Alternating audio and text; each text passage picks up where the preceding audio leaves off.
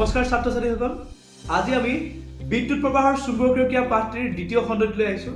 আমি ইয়াৰ আগৰ খণ্ডটিত চুম্বকৰ কেনেদৰে আৱিষ্কাৰ হৈছিল, চুম্বক ক্ষেত্ৰ আৰু চুম্বকীয় বলৰেখাৰ সম্বন্ধে আলোচনা কৰিছিলোঁ। আজি আমি এই খণ্ডটিত কি আলোচনা কৰিম চাওঁ।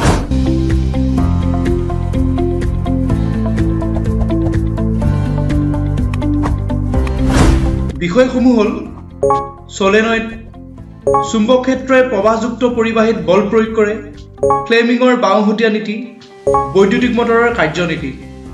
প্ৰথমে আহিছোঁ সলেনয়েড।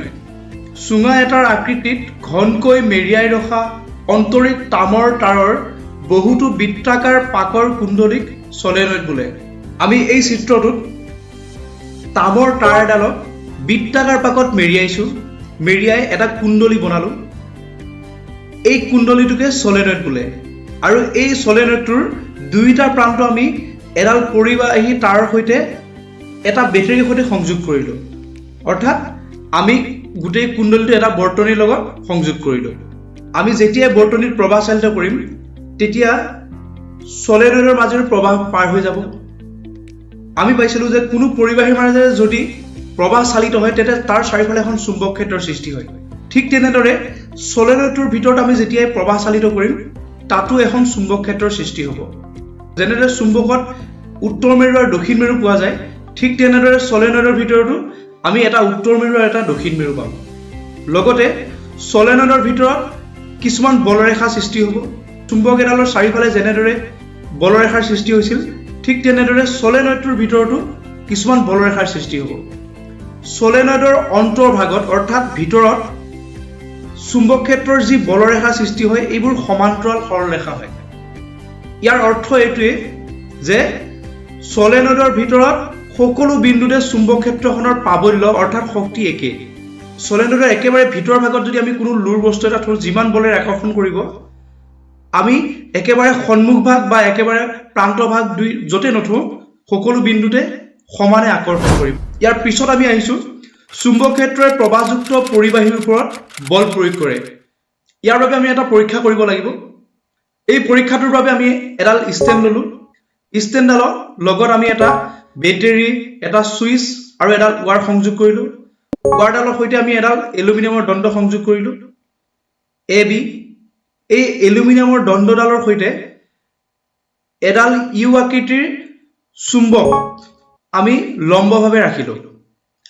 এনেভাৱে ৰাখিলোঁ যাতে উত্তৰ মেৰুটো এলুমিনিয়ামৰ দণ্ডডালৰ তলৰ ফালে লম্বভাৱে থাকিব আৰু দক্ষিণ মেৰুটো এলুমিনিয়ামৰ দণ্ডডালৰ ওপৰৰ ফালে লম্বভাৱে থাকিব।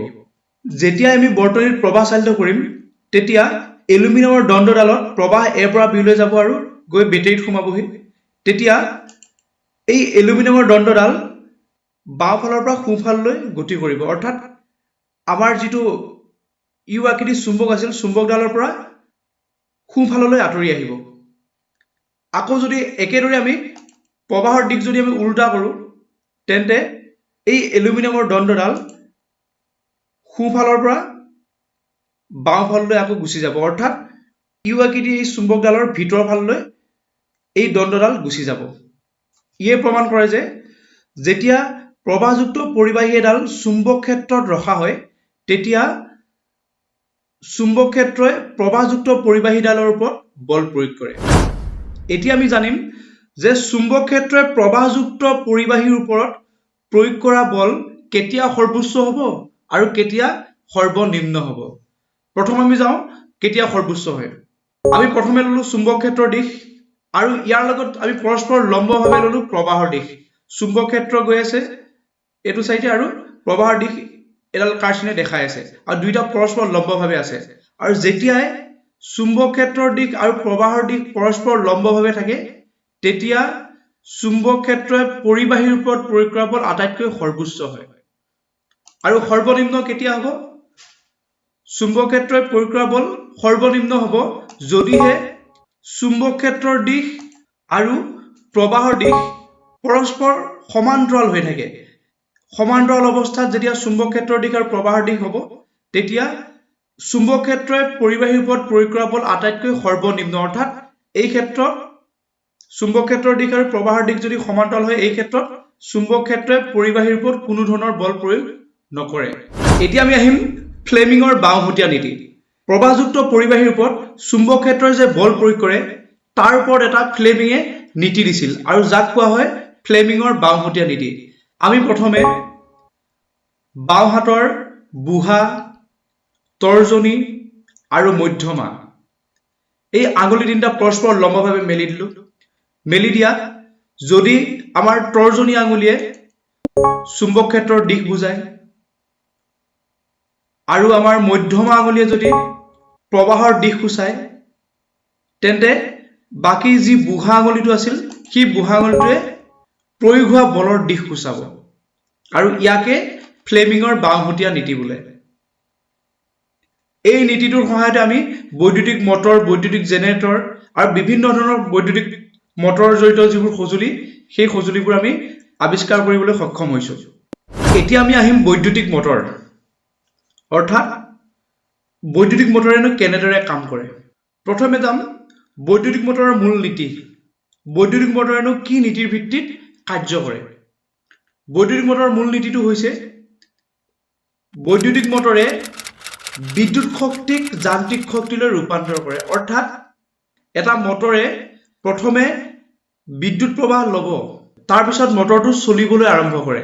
মটৰটো কাৰেণ্ট নিদিয়াকেতো নচলে। মটৰটো আমি যেতিয়া কাৰেণ্টৰ লগত সংযোগ কৰিম তাৰ পিছত প্ৰবাহ চালিত হোৱাৰ পিছতে মটৰটো চলিবলৈ আৰম্ভ কৰে। অৰ্থাৎ ই বিদ্যুৎ শক্তিটোক যান্ত্ৰিক শক্তিলৈ ৰূপান্তৰ কৰে। সেইকাৰণে ইয়াৰ মূল নীতিটো হ'ল যে ই বৈদ্যুতিক শক্তিক যান্ত্ৰিক শক্তিলৈ ৰূপান্তৰ কৰে। এতিয়া আমি আহিম যে বৈদ্যুতিক মটৰৰ কাৰ্যনীতি, অৰ্থাৎ বৈদ্যুতিক মটৰেনো কেনেদৰে কাৰ্য কৰে। আমি তাৰ আগতে জানিব লাগিব বৈদ্যুতিক মটৰৰ গঠন প্ৰণালী। আমি চাওঁ বৈদ্যুতিক মটৰ আমি কেনেদৰে গঠন কৰিম। প্ৰথমে আমি এটা তামৰ তাৰৰ আয়তাকাৰ কুণ্ডলী লৈছো। এই কুণ্ডলীটো আমি নাম দি ললো ABCD, অৰ্থাৎ আমি পালো ABCD এটা আয়তাকাৰ তামৰ তাৰৰ কুণ্ডলী। আমি যে সলেনয়েড পাইছিলো তেনেদৰে এইটো এটা সলেনয়েড হ'ব। আমি ইয়াৰ ষ্ট্ৰাকচাৰটো ইয়াৰ পিছলৈ ভালদৰে চাম। আমি প্ৰথমে ললো ABCD আয়তাকাৰ তামৰ তাৰৰ এটা কুণ্ডলী ললো। এই কুণ্ডলীটো আমি দুডাল চুম্বক ক্ষেত্ৰ, এডাল চুম্বক ক্ষেত্ৰৰ উত্তৰ মেৰু ললো আৰু এটা আনডাল চুম্বক ক্ষেত্ৰ। দুডাল চুম্বক ক্ষেত্ৰৰ দুই মেৰুৰ মাজত আমি এই কুণ্ডলীটো ৰাখিলো।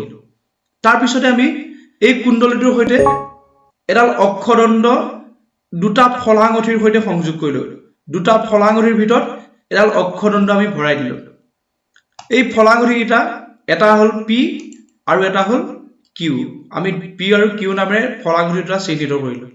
এতিয়া এই ফলা আঙুঠি দুটাৰ লগত আমি দুডাল পৰিবাহী বাৰ্চ X আৰু Y, এই পৰিবাহী বাৰ্চ দুডাল এনেদৰে সংযোগ কৰিলো যাতে এই আঙুঠি দুটা লৰচৰ নোহোৱাকৈ ঘূৰিব পাৰে মুক্তভাৱে। আমি X আৰু Y যি দুডাল বাৰ্চ লৈছো এই বাৰ্চকেইডালো কিন্তু পৰিবাহী বাৰ্চ। এই বাৰ্চকেইডাল এনেভাৱে সংযোগ কৰা হৈছে ফলাঙঠিৰ সৈতে যাতে ফলাঙঠিটো লৰচৰ নোহোৱাকৈ ঘূৰিব পাৰে। যেনেদৰে আমাৰ চাইকেলৰ আগ চকাটো কেতিয়াবা স্লেক হয়, স্লেক হলে চকাটো লৰচৰ হয়, তেতিয়া আমি চাইকেলখন যদি চলাই যাওঁ চাইকেলখন কঁপনি আহে। সেই কঁপনি নাহিবৰ কাৰণে আমি নট কেইটা কি কৰো অলপ টান কৰি দিওঁ যাতে ফ্ৰীলি ঘূৰিব পাৰে লৰচৰ নোহোৱাকৈ। ঠিক তেনেদৰে এই বাৰ্চ দুডালেও এই আঙুঠি কেইটাক, এই ফলা আঙুঠি দুটাক লৰচৰ নোহোৱাকৈ মুক্তভাৱে ঘূৰিবৰ কাৰণে সুবিধা কৰি দিয়ে। আৰু আমাৰ বৈদ্যুতিক মটৰৰ মূল গঠন আছিল এইখিনিয়ে। প্ৰথমে আমি ললো ABCD এটা আয়তাকাৰ কুণ্ডলী ললো। কুণ্ডলীটো আমি দুডাল চুম্বক ক্ষেত্ৰৰ দুই মেৰুৰ মাজত ৰাখিলো আৰু ইয়াত আমি দুটা ফলাঙঠিৰ ভিতৰত এডাল অক্ষদণ্ড ভৰাই দিলো আৰু ফলাঙঠি দুটাৰ সৈতে আমি দুডাল পৰিবাহী বাৰ্চ X আৰু Y সংযোগ কৰিলো। এইখিনি আছিল বৈদ্যুতিক মটৰৰ গঠন। ইয়াত আমি এতিয়া সংযোগ কৰিব লাগিব বিদ্যুৎ, অৰ্থাৎ ইয়াক আমি বৈদ্যুতিক শক্তিৰ সৈতে কানেকশ্যন কৰিব লাগিব, বৰ্তনীৰ লগত সংযোগ কৰিব লাগিব। এতিয়া তেতিয়াহে মটৰটো চলিব। এতিয়া আমি ইয়াক এটা বেটাৰীৰ সৈতে বৰ্তনীত সংযোগ কৰি দিলো।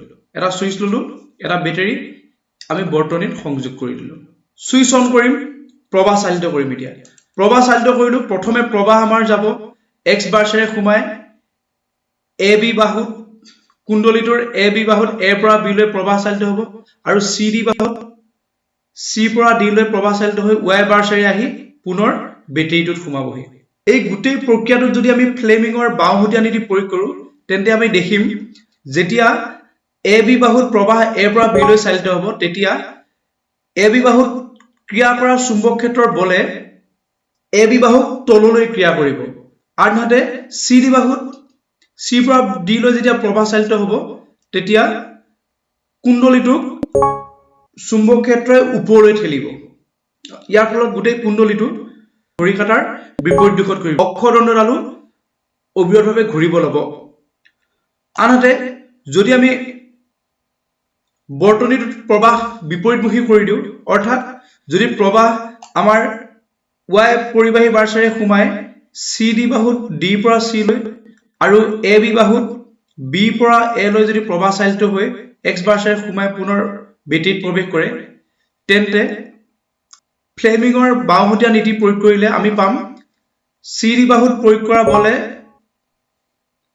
c d বাহুক তললৈ ঠেলিব আনহাতে a b বাহুত b পৰা a লৈ যেতিয়া প্ৰবাহ চালিত হ'ব ইয়াত প্ৰয়োগ কৰা বলে a b বাহুক ওপৰলৈ ঠেলিব অৰ্থাৎ এইবাৰ কুণ্ডলীটো ঘড়ী কাটাৰ দিশত ঘূৰিব আৰু ফলত ফলাংগুলিকেইটাও ঘড়ী কাটাৰ দিশত ঘূৰিব আৰু অবিৰতভাৱে ঘূৰি অক্ষদণ্ডডাল অবিৰতভাৱে ঘূৰাই থাকিব এতিয়া আমি ভালদৰে লক্ষ্য কৰিম এই প্ৰক্ৰিয়াটোত কেনেদৰে চলিছে আমি এতিয়া এই মটৰৰ কাৰ্যনীতিৰ বিষয়ে আমি 3D এনিমেশ্যনৰ সহায়ত ভালদৰে বুজিম আমি ইয়াতো ঠিক তেনেদৰে এটা তামৰ তাৰ আয়তাকাৰ কুণ্ডলী ললো কুণ্ডলীটো দুডাল চুম্বক ক্ষেত্ৰৰ দুই মেৰুৰ মাজত ৰাখিলো আৰু ইয়াক আমি পৰিবাহী তাৰ সৈতে সংযোগ কৰি প্ৰবাহ চালিত কৰাৰ লগতে ইয়াৰ মাজত এখন চুম্বক ক্ষেত্ৰৰ সৃষ্টি হ'ব যেটো আয়তাকাৰ কুণ্ডলী সলেনয়েড ইয়াত চুম্বক ক্ষেত্ৰৰ যিখন সৃষ্টি হ'ল চুম্বক ক্ষেত্ৰৰ মাজত যদি আমি কোমল লু এটুকুৰা ৰাখো কোমল লুৰ যাক মজ্জা বুলি কয় কোমল লু টুকুৰ সলেনয়েডৰ ভিতৰত যেতিয়া ৰখা হয় প্ৰবাহ চালিত কৰাৰ লগতে সি চুম্বক ক্ষেত্ৰৰ সৃষ্টি কৰে সি চুম্বকীয় পদাৰ্থ হৈ যায় চুম্বকৰ ধৰ্ম দেখায় কোমল লু টুকুৰাই আকৌ যেতিয়া আমি প্ৰবাহ বন্ধ কৰি দিম সি পুনৰ আগৰ অৱস্থাত কোমল লু হিচাপে ৰখি যায় এই আয়তাকাৰ তামৰ তাৰ কুণ্ডলী আৰু কোমল লুৰ মজ্জা চুম্বক ক্ষেত্ৰ একেলগে আটাইখিনিক আৰ্মেচাৰ বোলা হয় বৈদ্যুতিক মটৰৰ ক্ষেত্ৰত এই আয়তাকাৰ কুণ্ডলীত এই তামৰ তাৰ আয়তাকাৰ কুণ্ডলী পাকৰ সংখ্যা যিমান বেছি বৃদ্ধি হ'ব সিমানে মটৰটোৰ কাৰ্যক্ষমতাও বাঢ়ে অৰ্থাৎ মটৰটো বেছি শক্তিশালী হয় এই কাৰণে বাণিজ্যিক মটৰত এই কোমল লুৰ মজ্জা তামৰ তাৰ আয়তাকাৰ কুণ্ডলীৰ পাকৰ সংখ্যা আটাইতকৈ বেছিকৈ দিয়া হয় যাতে মটৰটো আৰু অধিক শক্তিশালী ৰূপে কাম কৰিব পাৰে আমি ইয়াৰ পিছৰ খণ্ডটিত বৈদ্যুতিক জেনেৰেটৰৰ কাৰ্যনীতিৰ বিষয়ে পঢ়িম এচি প্ৰবাহ ডিসি প্ৰবাহ এচি জেনেৰেটৰ ডিসি জেনেৰেটৰ লগতে ফ্লেমিঙৰ সুহতীয়া নীতিও এটা আছে আমি তাৰ বিষয়ে পৰৱৰ্তী খণ্ডটিত আমি আলোচনা কৰিম আজিলৈ এই খণ্ডটি আমি এইখিনিতে সামৰিছো পৰৱৰ্তী খণ্ডত আকৌ পুনৰ লগ পাম ধন্যবাদ